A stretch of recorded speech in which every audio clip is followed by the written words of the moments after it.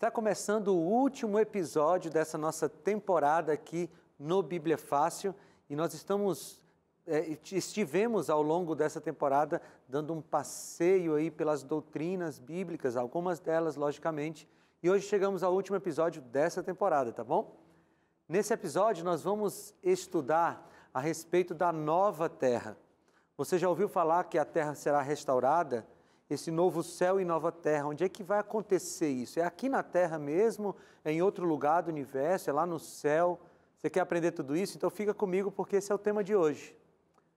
Eu sou muito grato a Deus porque a gente passou aí desde do conhecimento mais elementar da Bíblia nessa temporada, né, da existência de Deus, até agora nesse episódio que vai falar sobre o nosso destino eterno, sobre o novo céu e a nova terra. Você acompanhou tudo? Não conseguiu acompanhar? Então é só ir lá no nosso canal do YouTube, youtube.com/Bíblia Fácil, ou também no NT Play, ntplay.com/Bíblia Fácil. Toda essa temporada está lá no NT Play ou no YouTube, você pode assistir quantas vezes você quiser e também pode compartilhar com seus amigos. E nós estamos aqui na nossa última semana, né, o último encontro dessa semana. Não é para chorar, porque senão eu vou chorar também, então a gente vai estudar a Bíblia ainda e depois a gente chora ali quando encerrar. Mas foi muito bom estar com vocês, obrigado de verdade.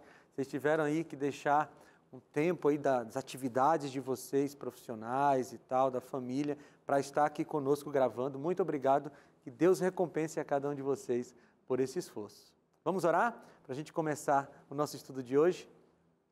Querido Pai, obrigado, Senhor, porque o Senhor está conosco, obrigado pela Tua palavra, e mais uma vez nós vamos abrir a palavra aqui para estudá-la.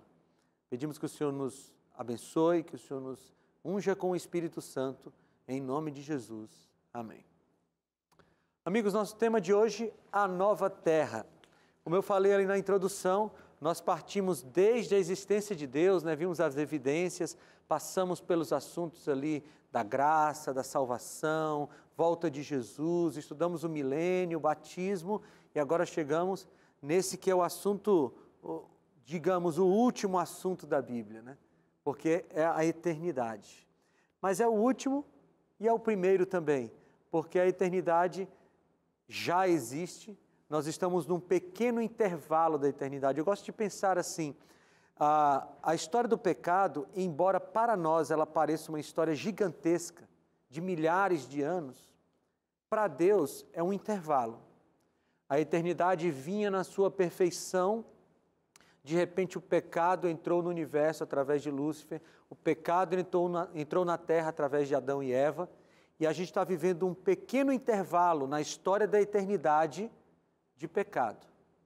Mas esse intervalo vai acabar em breve e nós voltaremos ao plano original de Deus. E pela graça de Deus, todos nós estaremos nesse plano, amém? Todos nós aqui, inclusive você de casa, que já entendeu como é que funciona a salvação, já entregou a vida a Jesus, pela graça dele, você também estará vivendo a eternidade na perfeição e ao lado de Jesus. O lugar, a nova terra, é o lugar onde realmente passaremos a eternidade. As pessoas, às vezes, assim, falam apressadamente sobre as coisas da Bíblia e dizem assim, olha, eu quero que Jesus volte logo para eu viver eternamente com Ele no céu. Bem, calma, não vai ser eternamente no céu, não. Nós já vimos que no céu é um período de quanto tempo? 1000 anos. O período do milênio. E eu quero relembrar para você aqui, ó, o que vai acontecer ali pouquinho antes da volta de Jesus. Nós temos os eventos finais, a volta de Jesus, ressurreição dos justos, a ascensão dos vivos, os mortos em Cristo ressuscitam, Jesus volta. E aí começa o período do milênio, 1000 anos. No período do milênio, os justos estão aonde? No céu. Todos aqueles que foram salvos estão nos céus. Os ímpios estão aqui na terra, mortos. Satanás está preso circunstancialmente na terra, porque não tem a quem tentar. No final do período de 1000 anos, literais, acontece a soltura de Satanás, como a gente leu na Bíblia naquela outra semana, porque os ímpios ressuscitam, e aí ele tem a quem tentar. E a Bíblia diz lá em Apocalipse capítulo 21, Apocalipse 20 e 21, que ele vai arregimentar as pessoas para atacar a cidade santa. E aí, nesse momento, desce o fogo de Deus, o fogo eterno de Deus, consome pecado e pecadores e começa esse período que nós vamos estudar agora, quando nós estaremos no novo céu e na nova terra. A base desse conhecimento todo está na doutrina, dessa doutrina está em Gênesis 1 e 2. Porque vejam, qual é o grande objetivo de Deus? É voltar para Gênesis 1 e 2. Vocês lembram? A gente não pode perder essa noção do grande conflito. Nós vivemos em um grande conflito, que começou quando? Quando o pecado passou a existir e terminará quando Deus eliminar o pecado. Todos nós vivemos num grande conflito. E quando a gente não perde o pano de fundo do grande conflito, as coisas da nossa vida tomam outra perspectiva. Vou te dar um exemplo. Você está em casa e você começa uma discussão, um desentendimento com o seu cônjuge. Se você perde o pano de fundo do grande conflito, aquele desentendimento é entre você e o seu cônjuge. E aí vocês vão brigar e argumentar e talvez ofender um ao outro. Mas se quando começa um desentendimento no seu casamento, você lembra que tem o pano de fundo do grande conflito, o desentendimento não é mais entre você e o seu cônjuge, é entre vocês dois e o diabo que está tentando acabar com o seu casamento. Você entende isso? Quando a gente não esquece do grande conflito, a gente percebe que um problema de saúde, ele não é apenas uma luta sua contra a natureza. Você, quando tem a noção do grande conflito, de que nós estamos vivendo nessa batalha espiritual, você sabe que uma doença é fruto do pecado que habita em nós e que um dia isso vai ser exterminado. Então a gente não pode perder essa noção do grande conflito. E tudo isso começa lá em Gênesis. Então, nos 2 primeiros capítulos da Bíblia, nós temos a criação. Nos 2 últimos capítulos da Bíblia, nós temos a recriação. E Deus inspirou os autores bíblicos para que tudo se encaixasse muito bem. Então você lê Gênesis 1 e 2, Deus cria o mundo perfeito, o homem perfeito, natureza perfeita, tudo perfeitinho. Você vai para os 2 últimos capítulos da Bíblia, você tem de novo, mundo perfeito, pessoas perfeitas, natureza perfeita, tudo, perfeição, eternidade. Então é como se o quebra-cabeça fosse fechado. Lá em Gênesis capítulo 3, o pecado começa a estragar esse planeta. E em Apocalipse capítulo 18 e 19, você vê o pecado sendo esmagado. E aí os 2 últimos capítulos são capítulos gloriosos. Você tem esse paralelo aqui na Bíblia. Pedro, ele dá essa visão do presente, do passado e do futuro. Vamos ler aqui, lá em 2 Pedro capítulo 3. A segunda carta de Pedro é uma carta muito importante para a gente entender essa questão da volta de Jesus. E aqui no capítulo 3, Pedro trata de um tema que incomoda muitos de nós, que é a questão da demora. Né? A gente fica dizendo, puxa, Jesus está demorando, Jesus está demorando.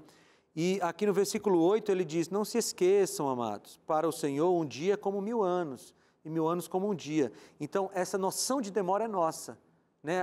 Para Deus, o tempo está passando como sempre passou para Ele e tudo acontecerá no devido tempo. Mas eu quero focar aqui nesses 3 versículos de 2 Pedro que falam sobre essa noção de passado, presente e futuro. Vamos ler o versículo 6. No versículo 6 ele diz assim, e pela água o mundo daquele tempo foi submerso e destruído.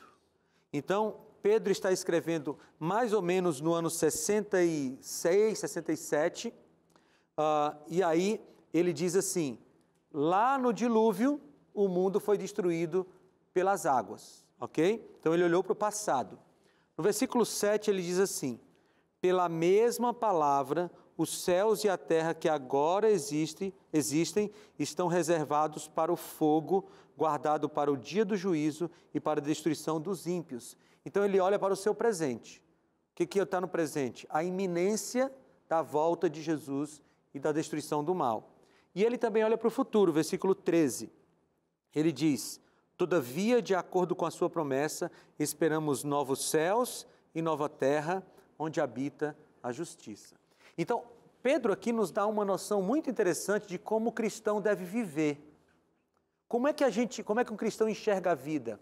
Ele enxerga a partir dessas três lentes: a queda, a redenção, a queda, ou a criação, a queda e a redenção. O cristão enxerga a vida a partir desses três blocos, como se fossem os nossos óculos, né? Um óculos cujas lentes têm três camadas. Quais são as três camadas dos óculos do cristão? Criação, queda e redenção. Ele enxerga tudo a partir dessa cosmovisão. Como é que funciona isso? Você está passando na rua e você viu uma criança passando fome. Você lembra, Deus não criou o mundo assim. A queda, o pecado, deixou essa criança nessa situação. Mas um dia Jesus voltará e acabará com todo esse mal. Então essas três lentes nos ajudam a julgar a vida. Tudo o que acontece na vida, o cristão julga a partir dessas três lentes. E Pedro nos ajuda aqui, passado, presente e futuro. A gente sempre vive nessa noção. O que aconteceu no passado, o que acontece no presente, e não esquece do que acontecerá no futuro. Muito bem, e que nova terra é essa que Pedro está falando? Vamos ler esses textos? 2 Pedro 3, 10 a 13. Vamos ler a partir do versículo 10 agora, e depois a gente lê Apocalipse 21, 1. Você está em Pedro aí, Elidiane? Tá? Capítulo 3, versículos 10, 11, 12 e 13. Isso, 3, 10. O dia do Senhor, porém, virá como ladrão. Os céus desaparecerão com um grande estrondo, os elementos serão desfeitos pelo calor, e a terra e tudo o que nela há será desnudada. Visto que tudo será assim desfeito, que tipo de pessoas é necessário que vocês sejam? Vivam de maneira santa e piedosa, esperando o dia de Deus e apressando a sua vinda. Naquele dia, os céus serão desfeitos pelo fogo, e os elementos se derreterão pelo calor. Todavia, de acordo com a sua promessa, esperamos novos céus e nova terra, onde habita a justiça. Então aqui Pedro ele vai construindo o seu argumento e ele diz, naquele dia, ou seja, na volta de Jesus, os elementos se derreterão. E ele já faz uma alusão aqui também ao pós-milênio, quando Deus vai mandar fogo e destruir tudo e renovar, criando um novo céu e uma nova terra. Então, há um elemento de descontinuidade e um elemento de continuidade nesse novo céu e na nova terra. Olha aqui Apocalipse 21, versículo 1. Vai lá comigo para Apocalipse 21, 1. Diz assim: Então vi novos céus e nova terra, pois o primeiro céu e a primeira terra tinham passado e o mar já não existia. Então vamos lá, existe continuidade e diferença nessa nova terra. O que seria continuidade? É que o planeta é o mesmo, ok? Deus não vai criar outro planeta. O novo céu e a nova terra não é um planeta à parte, Deus vai criar um novo planeta. Não é isso. Tem a continuidade, é no mesmo, diríamos, é a mesma massa. Ok? A mesma massa, aquela de Gênesis capítulo 1, versículo 1, no princípio criou Deus os céus e a terra. Mas há uma diferença, porque essa nova terra, ela não tem mais pecado. Deus purificou a terra e recriou essa terra. Ok? A Nova Jerusalém é uma linguagem que a gente usa na Bíblia. E você sabe que a palavra Jerusalém quer dizer cidade da paz. Bem, a Jerusalém terrestre não pode ser classificada como a cidade da paz, porque se teve uma cidade na qual aconteceram e acontecem muitas guerras, no passado e no presente, é a Jerusalém terrestre. Mas a Jerusalém, a Nova Jerusalém, a celestial, a que está sendo preparada, e eu creio já está preparada, e descerá para a terra, essa vai ser a cidade da paz, e da paz eterna. Você nunca mais vai ter que sair de casa com um carro blindado, por exemplo, porque você tem medo de ser assaltado, de levar um tiro, porque na nova terra é terra de paz eterna, porque Deus vai restaurar tudo. Muito bem, agora vamos ver aqui o que a Bíblia fala sobre céu. Você sabia que a Bíblia fala sobre 3 céus? Vamos lá ver os céus? Gênesis capítulo 1, versículo 20. Vai procurando aí Gênesis capítulo 1, versículo 20, porque o meu amigo de casa está dizendo assim: pastor, que história é essa de 3 céus? Nunca ouvi falar sobre isso. O senhor vai explicar? Eu vou explicar, mas eu vou fazer mais por você.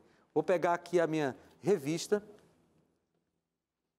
e vou oferecer para você esse presente, porque nessa revista você vai ter todas as informações sobre o novo céu e sobre a nova terra. E se por acaso esse programa for muito rápido para você, você não consegue pegar todas as informações, aqui você vai poder ler no seu ritmo, você vai poder anotar, pesquisar, ir e voltar, porque a revista vai ser sua e de graça. É um presente nosso. É isso mesmo. É só você ligar para a gente ou entrar em contato pelos outros canais. Vou te dar aqui 3 formas. Se você está assistindo aqui no horário comercial, você pode ligar para 0 operadora 12 21 27 31 21. Mas se você não está me assistindo no horário comercial, você pode entrar agora no site novotempo.com/Bíblia Fácil. novotempo.com/Bíblia Fácil. Nesse site você vai fazer o seu cadastro, coloca lá seu CPF, seu nome, seu endereço, coloca com muita calma, porque a gente cuida bem dos seus dados, e aí envia o formulário para a gente e a revista vai chegar na sua casa sem custos, em poucos dias, tá bom? A gente agradece aos Anjos da Esperança, porque é por causa da sua doação que a gente pode enviar essa revista sem custo algum. Então vamos voltar. Vamos ver a Bíblia falando de 3 céus. O primeiro está ali em Gênesis capítulo 1, versículo 20. Vamos tentar identificar que céu é esse. Você achou, Kathleen, por favor? Gênesis 1, 20. Disse também Deus: povoem-se as águas de enxames de seres viventes, e voem as aves sobre a terra, sobre o firmamento dos céus.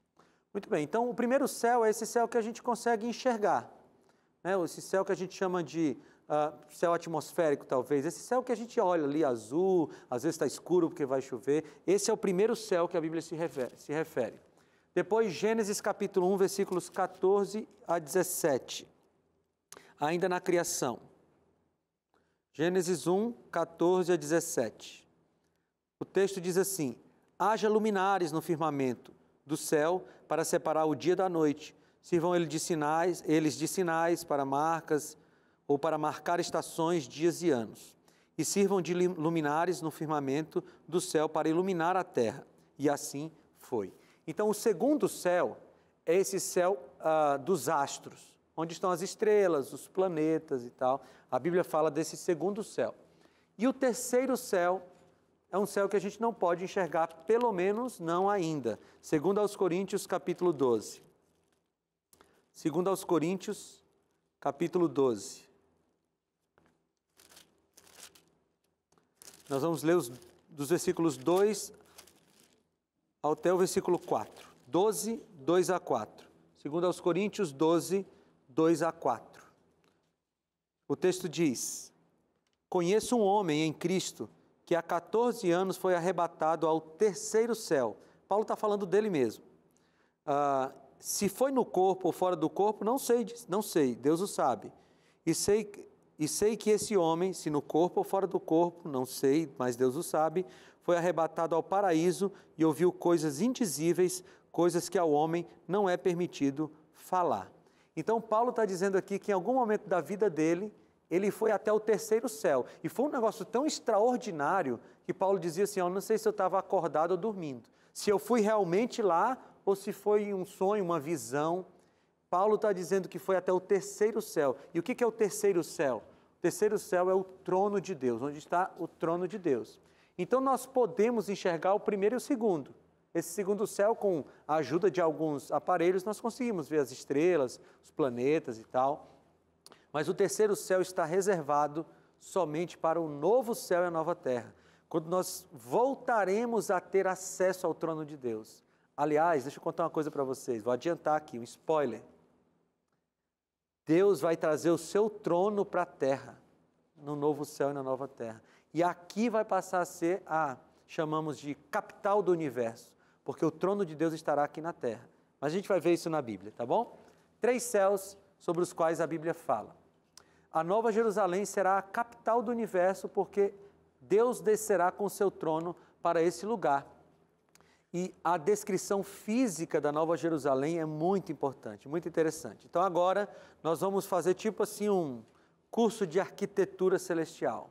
A gente vai ver os detalhes dessa nova cidade, vamos ver como é que ela é, do que ela é feita. Vamos lá. Apocalipse 21, 2 fala como João se refere a essa nova terra e a esse novo céu. Apocalipse 21, versículo 2. 21, 2 diz assim: Vi a cidade santa, a nova Jerusalém, que descia dos céus da parte de Deus, preparada como uma noiva, adornada para o seu marido. Olha a palavra, olhem as palavras de João sobre a nova terra. João estava tendo uma visão, não é, da nova terra. E eu fico imaginando João vendo aquela beleza toda e dizendo assim: Senhor, como é que eu vou descrever isso? Você já viu uma paisagem muito bonita e teve que descrever só com palavras? João devia estar vendo a cidade santa e ele disse: mas meu Deus, como é que eu vou explicar para esse povo lá do século 21 como é a cidade santa? Já sei, eu conheço uma coisa que sempre é muito bonita, uma pessoa que sempre é muito bonita, uma noiva. Então a cidade é como uma noiva ataviada para o seu esposo.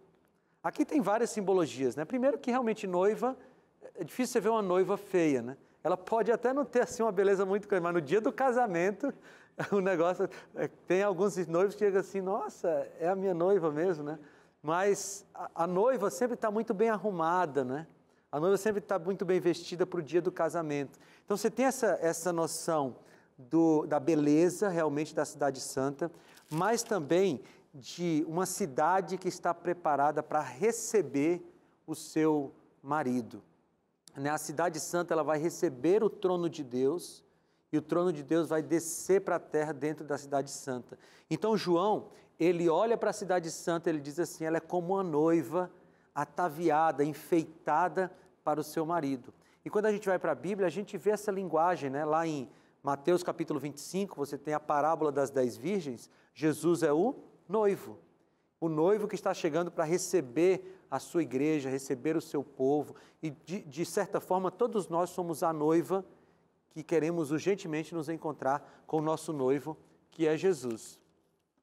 Muito bem, como é que é a luz na cidade santa? Vamos ver? Apocalipse capítulo 21, vamos começar, olha. Todos eles estão ali, Apocalipse 21 e 22, que tem a descrição da cidade santa. Apocalipse 21, 9 e 11. Como é que é a iluminação na cidade, na nova terra? 21, 9 e 11. Richard, está aberto aí? 21, versículo 9 e versículo 11. Então veio um dos 7 anjos que tem as 7 taças cheias dos últimos 7 flagelos e falou comigo dizendo: Vem, mostrar-te-ei a noiva, a esposa do Cordeiro. E me transportou em espírito até uma grande e elevada montanha, e me mostrou a santa cidade, Jerusalém, que descia do céu da parte de Deus, a qual tem a glória de Deus. O seu fulgor era semelhante a uma pedra preciosíssima, como pedra de jaspe cristalina.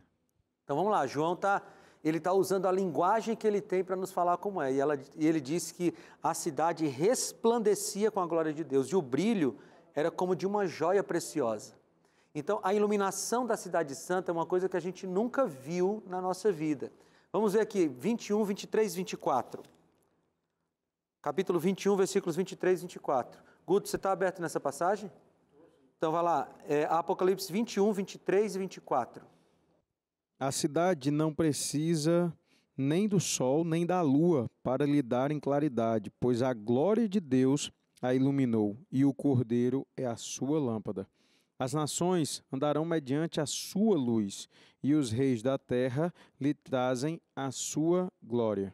Então, olha uma informação interessante aqui, né? A Bíblia está dizendo que a cidade não precisa do sol e da lua, porque quem ilumina a cidade santa, o novo céu e a nova terra, é a própria glória de Deus. Lá no comecinho do nosso treinamento aqui do curso, quando a gente estava falando sobre Gênesis, que o sol foi criado depois, lembra? Que apareceu só no 4º dia, né? Lembra? É isso mesmo, aquela luz era... Lá no Gênesis, como a gente está retornando, né? Provavelmente está falando da mesma luz, né? A luz de Deus que iluminava no começo e que ilumina agora também. A cidade santa é iluminada pela luz de Deus. Vamos para mais um texto, Apocalipse 21, 25. O texto diz assim: suas portas jamais se fecharão de dia, pois ali não haverá noite. Lembre-se que quando João escreveu isso aqui, as cidades eram muradas, fortificadas. Então, à noite, as portas das cidades eram fechadas para proteger a cidade, as pessoas de ataques inimigos, né? Então, vejam o que eu vou dizer, não necessariamente João está dizendo que na nova terra não haverá o ciclo de dia e noite. O que ele está dizendo é que na cidade santa não haverá mais necessidade de você se proteger de riscos. Porque aqui em Apocalipse 21 também, João diz, eu vi a cidade santa adornada como noiva, e em algum momento ele diz assim, e o mar já não existe. Lembre-se que ele escreve o Apocalipse da ilha de Patmos. E a ilha de Patmos o mar separava João dos seus queridos. E quando ele olha para o mar e ele diz, o mar já não existe, provavelmente ele estava querendo dizer, não tem mais separação, não tem mais ninguém separado numa ilha pelo mar. Então a gente tem que ter cuidado, só para a gente não fazer afirmações contundentes num livro cuja linguagem tem muito de profecia e de linguagem simbólica, tá? Mas nós estamos lendo aqui, diz, já não tem noite na cidade, a iluminação vem de Deus. Apocalipse 22, 5. Alguém pegou o microfone, eu não vi? Pode pegar. Pastor, a gente falando da glória. No princípio, quando adentrou o pecado, Adão e Eva precisou de roupas, de vestes para se cobrir. Na nova terra, na Nova Jerusalém, a gente vai ter roupas ou vai ser essa glória para nos revestir? Quando Deus criou Adão e Eva, não existia uma roupa, né? Não existia uma roupa de tecido feita para eles. O que cobria eles era a glória de Deus. Quando o pecado entrou no mundo, eles pecaram e eles se sentiram nus, porque a glória foi retirada deles. Então, se o plano de Deus é retornar para o Éden, as fábricas de roupa não serão mais úteis, né? Então, a Blinclass pode funcionar até Jesus voltar, depois não tem mais necessidade dela. Mas a gente vai viver revestidos pela glória de Deus, novamente como Deus havia nos criado. E Apocalipse 22, 5 diz assim, não haverá mais noite. Então aqui de novo a afirmação de que não há mais noite na cidade santa, na Nova Jerusalém. Eles não precisarão de luz de candeia, nem da luz do sol, pois o Senhor Deus os iluminará e eles reinarão para todos sempre. Então, vamos ficar com o que está escrito, não vamos ultrapassar o que está escrito. A Bíblia diz que na nova cidade, na cidade santa, na Nova Jerusalém, não haverá mais noite, porque a luz de Deus ilumina todo o tempo. Aí você diz assim, nossa, mas como é que eu vou dormir no claro, né? Eu gosto de dormir no escuro. Não esqueça de julgar tudo à luz da transformação. Nosso corpo não tem mais cansaço. Nosso corpo não tem mais necessidade de sono para recuperar energias, porque nós seremos perfeitos. Pastor, tudo isso é muito difícil de compreender, eu sei, porque a nossa mente finita não consegue compreender as coisas eternas, não é? Mas está escrito e a gente aceita. Richard, depois Kathleen. Pastor, e nessa nova cidade, nessa nova terra, o que nós faremos lá? Porque as pessoas pensam que o céu é um lugar... E só tocando arpinho em cima da nuvem. Né? É um lugar monótono, onde você não tem o que fazer, só tem que ficar fazendo santo. Eu vou te responder daqui a pouco, porque tem uma pergunta sobre isso. O céu é um lugar monótono? Né? Vou te responder daqui a pouco. Kathleen. Beleza. Pastor, no novo céu e na nova terra, vai haver animais? Sim, animais. Isaías tem uma descrição linda de crianças brincando com leões. Né?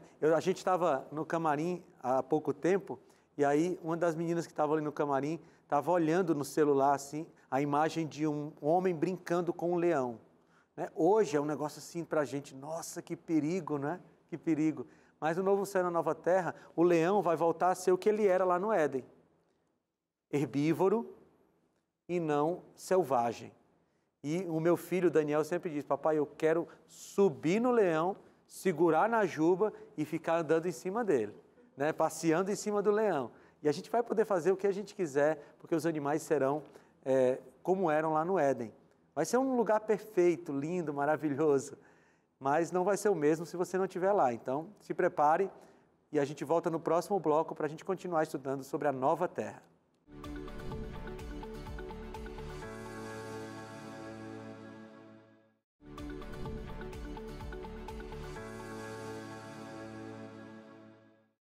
Voltamos com mais um bloco aqui do seu Bíblia Fácil. É bom ter você aqui e nós vamos continuar estudando sobre a nova terra. Mas antes disso, eu quero te oferecer um presente para te ajudar a se aprofundar nesse assunto. O presente é essa revista aqui, ó, um lançamento da Escola Bíblica da Novo Tempo, A Procura da Verdade. E nessa revista você vai encontrar todo o conteúdo dessas 15 semanas dessa temporada pela qual nós passamos e que está terminando hoje.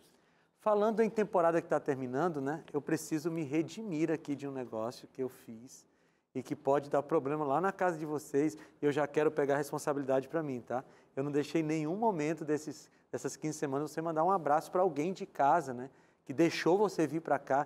Então vamos lá, cada um vai ter um minutinho. Richard, você quer começar? Sim, eu quero mandar um abraço para minha esposa, Leísa, a minha filha Esther e o meu meninão que está aí na barriga, que daqui a pouco está nascendo. Eu amo legal. vocês, estou com saudade. Muito bem. Produção, eles podem usar aqui a câmera 4 para falar, é isso mesmo? Então, se você quiser falar diretamente para a pessoa, usa ali a câmera 4, tá? Pode olhar para lá. Você quer falar, Kathleen? Eu quero mandar um abraço para minha mãe, a Evelyn, meus irmãos, e para o Carlos Eduardo de Alagoas, que me apresentou a Igreja Adventista do Sétimo Dia e os estudos. Legal, muito bem. Você quer mandar um abraço também? Sim, eu quero mandar um abraço e um beijo para meu filho Wesley, minha filha Wilena, meu genro Tiago e minha nora Natália e para meu neto Pedro Amado. Amo vocês de todo o meu coração. E para minha irmã Rosana Sim, que foi um instrumento também na minha vida para hoje eu estar aqui na Adventista. Olha que coisa linda, a sogra mandando um abraço pro genro, né? Coisa de Deus, né, cara? Coisa de Deus. Todo mundo queria uma sogra dessa, né? Vai, Guto, você. Deixa eu mandar aqui, eu queria honrar a vida dos meus amigos Daniel, Sheila, Braulio. Foram eles que praticamente trouxeram a gente para cá, que falaram do estudo, então eu queria honrar a vida deles e mandar um grande abraço para eles. Beleza. Abraão, você quer mandar um abraço? Quero mandar um abraço para o meu pai, o seu José, minha mãe, Dona Maria, e a galera da minha cidade, lá de Nova Itarana. E agradecer a vocês pela oportunidade. Muito obrigado. Valeu. Elidiane. Quero mandar um abraço para toda a minha família, os meus amigos lá em BH e dizer para as pessoas que estão assistindo a gente aí de casa ou no trabalho, né, que é uma oportunidade super valiosa, é um tempo de crescimento para nós aqui e acredito que vai esclarecer muitas coisas para vocês em casa também. Amém. Então, ó, estou pago, tá certo? Depois, se alguém reclamar com você que você só mandou um abraço no último dia, pode colocar a culpa em mim, tá bom? Mas vamos continuar o nosso estudo. Vamos continuar lá sobre a Cidade Santa. Muito bem, qual é o material de construção da Cidade Santa? Apocalipse capítulo 21. Deixa a tua Bíblia aí aberta em Apocalipse capítulo 21. Apocalipse 21, versículos 11, 18 a 21. Diz assim, ó, versículo 11. Ela resplandece como a glória de Deus, e o seu brilho era como de uma joia muito preciosa, como jaspe, clara como um cristal. Ok? Agora vamos lá para o 18 até o 21. O muro era feito de jaspe, e a cidade era de ouro puro, semelhante ao vidro puro. Os fundamentos dos muros da cidade eram ornamentados com toda sorte de pedras preciosas. O primeiro fundamento era ornamentado com jaspe, o segundo com safira, o terceiro com calcedônia, o quarto com esmeralda, o quinto com sardônio, o sexto com sárdio, o sétimo com crisólito, o oitavo com berilo, o nono com topázio, o 10º com crisópraso, e o 11º com jacinto, e o 12º com ametista. 21 também? Vamos ler o 21. As 12 portas eram 12 pérolas, cada porta feita de uma única pérola. A rua principal da cidade era de ouro puro, como vidro transparente. Então, olha que material de construção, hein? Você imagina uma porta gigante, que era a porta da Cidade Santa, né? de uma pérola, só uma pérola que é uma porta inteira. Você diz, nossa, mas isso é tudo uma cidade muito cara. Não, não é caro não, porque Deus é o dono do ouro e da prata. Uma rua de ouro, como cristal. Sabe, tem coisa aqui que eu nem sei o que é. Mas João, ele foi descrevendo, ele... Vejam, e João conseguiu uma linguagem mais próxima do que ele conseguia ver. Então ele pegou pedras preciosas e disse, olha como isso, é como jaspe e tal. Então é um material de construção de alta qualidade. Por quê? Porque Deus está dando essa casa para aqueles que Ele mais ama, os seus filhos.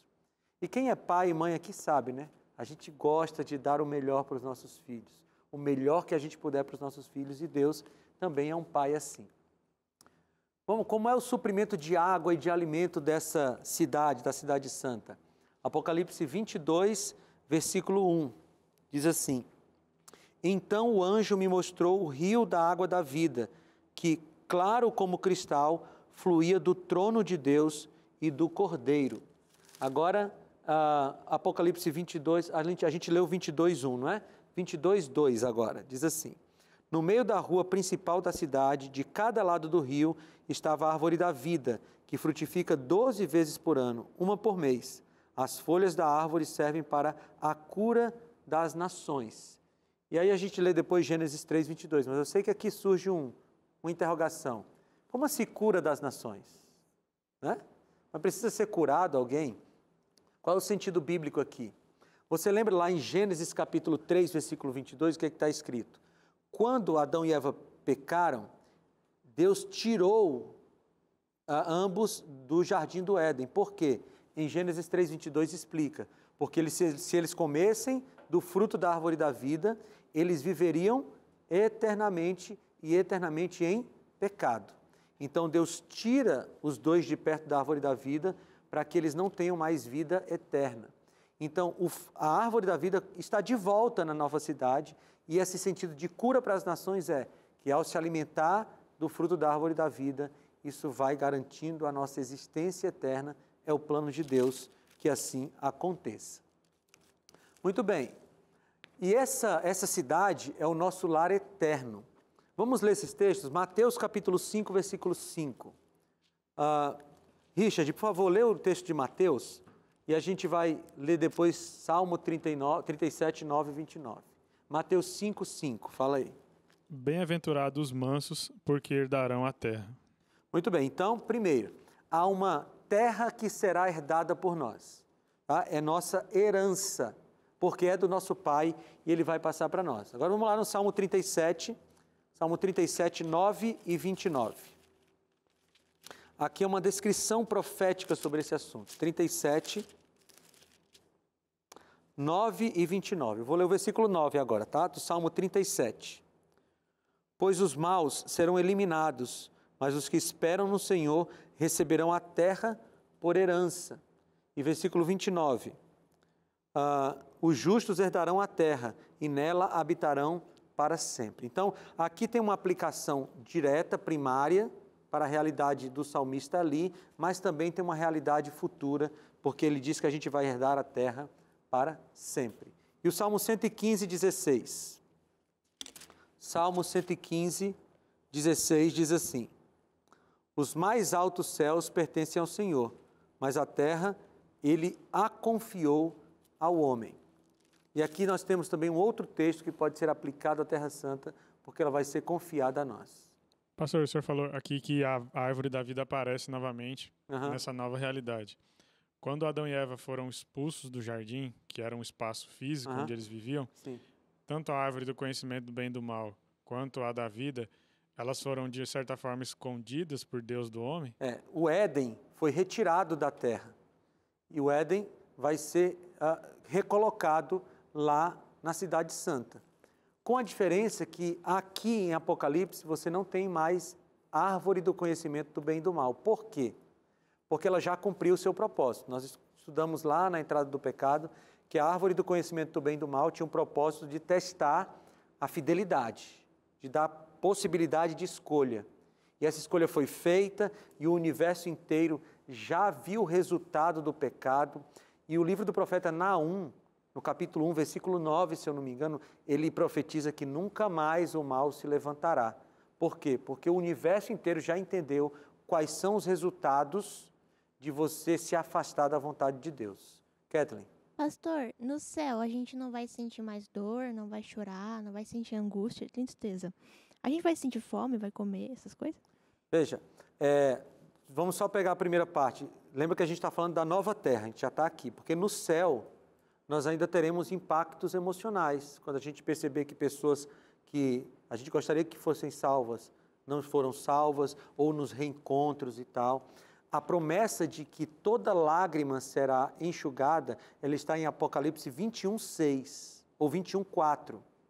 Então, essa promessa de Apocalipse, ela é pós-milênio, o que indica que durante o milênio ainda pode ser que a gente chore. Você quer ver essa promessa? Vai lá em Apocalipse capítulo 21. Eu já falo sobre a questão da fome, tá? Apocalipse 21:4 diz assim: Ele enxugará dos olhos toda lágrima, não haverá mais morte, nem tristeza, nem choro, nem dor, pois a antiga ordem já passou. Esse texto aqui está dentro do texto da Nova Jerusalém. Então, o que indica que durante o milênio, possivelmente, a gente ainda vai chorar por pessoas que a gente gostaria que estivessem lá e não estão. E a questão da fome? Veja, eu não sei te dizer se a fome que nós vamos sentir na Cidade Santa, na Nova Jerusalém, é a mesma que a gente está sentindo nesse momento agora, né, que a gente está gravando. Mas a gente vai sentir necessidade de comer. Por quê? Porque lá no Éden, Deus criou tudo, Ele disse assim: o que tem de sementes e de frutos servirão para a sua alimentação. Então a gente vai se alimentar. Como essa fome aí, vamos estar lá para a gente poder conferir, tá bom? Vamos tentar ficar só com o que está escrito. Pastor, você disse que possivelmente teremos emoções, né? Sim. Mas a Bíblia nos relata que quando a igreja for arrebatada, Aham. nós teremos os nossos corpos transformados. Sim. E os corpos serão semelhantes aos corpos celestiais. Sim. Isso não influencia também na nossa mente, no nosso pensamento? Então, sim, nós teremos mentes perfeitas. Mas quando Deus nos criou, Ele criou com emoções, né? Às vezes a gente pensa assim que as emoções foram criadas depois do pecado. Só que as emoções hoje que nós temos são emoções imperfeitas. Nós vamos voltar a ter as emoções perfeitas conforme a criação. Pode falar emoções puras? Emoções puras ou perfeitas e tal, como Deus planejou. Né? Não emoções que nos levam a desespero, mas emoções perfeitas. Deus nos criou com essas duas áreas, com o racional e o emocional. Isso já estava antes do pecado. O pecado só estragou isso, deturpou. Né?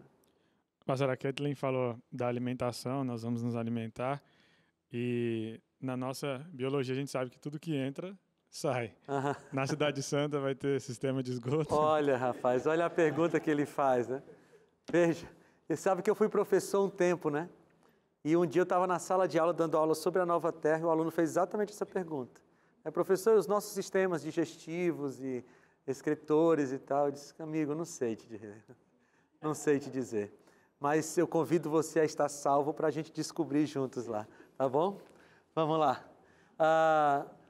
O céu será um lugar monótono? O céu será um lugar monótono?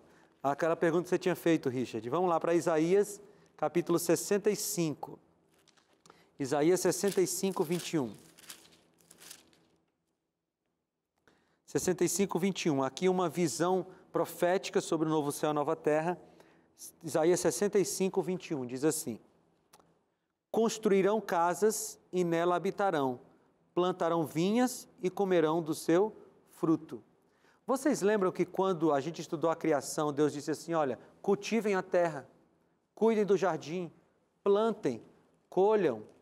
Então, Deus, Ele não criou o ser humano para viver numa vida monótona. E quando voltar ao plano original, nós vamos continuar plantando, colhendo, vamos continuar construindo, criando cultura, mas dessa vez uma cultura perfeita. É que a gente tem aquela imagem do céu que foi difundida aí pelos desenhos animados, né? Que é? Você senta numa nuvem branquinha e fica tocando harpa. E você já pensou, depois de 200 mil anos na eternidade, você tocando harpa? Eu sei que você gosta de música, Guto, mas 200 mil anos tocando harpa sentado numa nuvem Não tem quem aguente, né? Então não é isso. A gente vai ter muita atividade no novo céu e na nova terra, porque a gente tem um planeta para explorar e um Deus para conhecer. Veja, a gente vai querer conhecer Deus cada vez mais. E quando é que a gente vai parar de conhecer a Deus? Nunca, porque Ele é eterno, infinito. Sempre tem coisa para estudar. Kathleen? Pastor, eu sei que é uma pergunta um pouco boba que eu vou Pode fazer, aqui, tranquilo. mas no céu vai ter Wi-Fi? Wi-Fi, né? Não precisa de internet, né? Não vai ter nem celular, amém? Não vai ter celular na eternidade. Ninguém vai ficar te mandando recado pelo WhatsApp no celular. Você vai ficar tranquilo da vida. Pode Pastor, falar. eu também vou fazer outra pergunta, fala. baseando assim na deles dois. O senhor falou em 3 céus. Aham. E parece que tem alguma citação, alguma visão de Ellen White, que ela fala que nós passaremos uma semana para chegar no 3º céu? Sim, é uma profecia de Apocalipse, né? A gente vai durar uma semana de viagem até chegar lá no trono de Deus, lá na volta de Jesus, né? Então, nós teremos aí uma semana de viagens e imagina essa viagem, né? Conhecendo o universo como nós nunca conhecemos, né? Muito bem, teremos a melhor companhia. João 14:3 diz que Jesus habitará conosco. Apocalipse capítulo 21, versículo 3, abre aí, Apocalipse 21, 3. Apocalipse 21, 3 diz: ouvi uma forte voz que vinha do trono e dizia: agora o tabernáculo de Deus está com os homens, com os quais ele viverá. Eles serão os seus povos e o próprio Deus estará com eles e será o seu Deus. E aqui está o grande sentido da eternidade. Amigos, deixa eu falar para vocês, o grande sentido da eternidade não é o céu, não é a nova terra, não é a cidade santa. Porque, veja, depois de 100 mil anos vendo ruas de ouro, portas de pérola, isso fica comum. Qual é a única coisa que nunca ficará comum na eternidade? Conviver presencialmente com Deus. Por isso que a gente não tem que ir para o céu, querer a salvação para a nova terra, por causa das coisas que existirão lá. Nem das pessoas que a gente vai encontrar, é por causa de Deus, Ele é o sentido. Como será a vida na nova terra? Apocalipse 5, 10 e 22, 3 e 5, diz que vai ser uma vida ativa, uma vida de muita movimentação. E nós teremos uma eternidade de adoração. Isaías 66, 23 diz assim: de um sábado a outro sábado nós nos reuniremos para adorar o Senhor. E aí, Guto, vai ter um louvor como você nunca viu nem conseguiu fazer. E o coral é dos anjos, e a gente cantando junto, e quem é desafinado vai cantar afinado. Não é? E o que é que não haverá na nova terra? Não haverá mal. Não haverá nem morte, nem pranto, nem dor. Não haverá. Não haverá pecados e pecadores. Não haverá lembrança do sofrimento da velha terra, segundo Isaías 65, na nova terra. E quais são os benefícios em ter essa fé na nova terra? Olha lá, Hebreus 12, 2 e 2 Coríntios 4, 16 e 17, dizem que ao pensarmos na nossa recompensa futura, isso gera perseverança. Aí a gente sustenta, aguenta os sofrimentos da terra, porque eles não se comparam ao que a gente vai ganhar depois. Gera alegria, segundo Mateus 5,12. E a gente vive num mundo cheio de tristezas. Mas quando a gente pensa na nova terra, isso gera alegria no nosso coração. Gera força contra a tentação. E aí eu quero terminar lendo esse trecho aqui do Grande Conflito. Olha que trecho. Vocês ganharam o livro Grande Conflito. É o último parágrafo do Grande Conflito. O Grande Conflito terminou. Pecado e pecadores não mais existem. O universo inteiro está purificado. Uma única palpitação de harmonioso júbilo vibra por toda a vasta criação. Daquele que tudo criou emanam vida, luz e alegria para todos os domínios do espaço infinito. Desde o minúsculo átomo até o maior dos mundos, todas as coisas, animadas e inanimadas, em serena beleza e perfeito gozo, declaram que Deus é amor. Ah, como eu gosto dessa citação. E como eu sonho com esse dia, quando a gente vai estar vivendo num mundo onde só tem amor, o amor de Deus, o amor por Deus. A nova terra é sua se você quiser. É só você entregar a vida a Jesus. Faça isso enquanto você ouve essa música.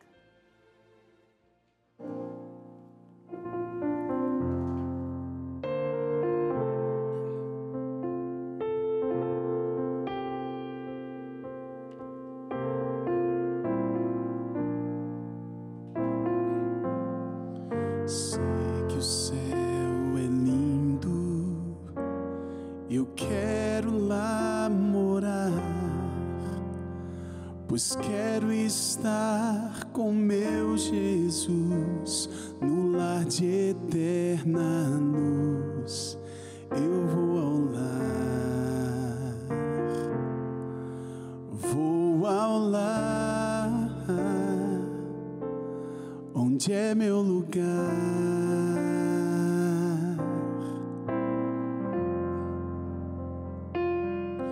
Quando eu estiver no lar, a Cristo adorarei. Ali serei feliz. Quando a vida é triste e me encontro só, o meu consolo é pensar que aqui não vou ficar. Eu vou ao lar, onde é meu lugar.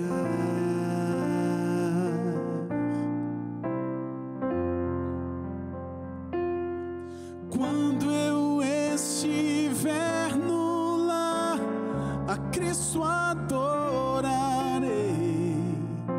Ali serei feliz. E se um dia a morte vier e me levar, tranquilo estou, pois sei que nesse lar eu vou morar. Eu vou ao lar, onde é meu lugar.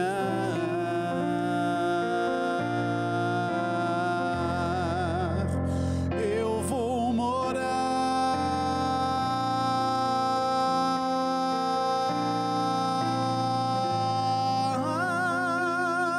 nesse lar. Vou morar nesse lar. Vou morar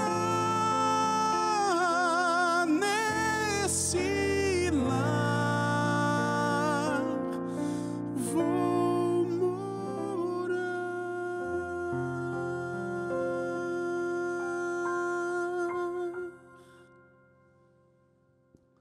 Amém. Obrigado, Fernando. Leiam comigo Apocalipse capítulo 21, versículo 24. Apocalipse capítulo 21, versículo 24. Você de casa, abre aí também. Apocalipse 21, 24 diz assim: as nações andarão em sua luz, e os reis da terra lhe trarão a sua glória. De toda a descrição da nova terra, para mim esse versículo é o que mais fala ao nosso coração. Por quê? Porque aqui o verbo está no futuro. Não tem nação andando lá ainda. A nova terra está vazia. Esperando, sabe por quem? Por você. A nova terra está construída. As habitações estão construídas, o muro, as ruas de ouro, as portas de pérola, está tudo construído, mas a cidade está vazia. esperando por nós. E Jesus quer nos dar de graça. A gente só precisa abrir o coração para Ele e dizer: Senhor, eu quero. Eu quero. Eu quero viver contigo agora, para viver contigo lá. Você quer isso? Então, se você puder, feche seus olhos e vamos orar para que Deus nos abençoe. Senhor, muito obrigado. Nós queremos, Senhor, a Tua bênção e queremos a graça de viver na nova terra. Nós pedimos que o Senhor nos abençoe e nos dê esse privilégio em nome de Jesus. Amém. Amigos, obrigado por essa temporada. Obrigado a vocês por essa temporada. E na próxima sexta-feira a gente se encontra de novo aqui com uma nova temporada do Bíblia Fácil. Até lá!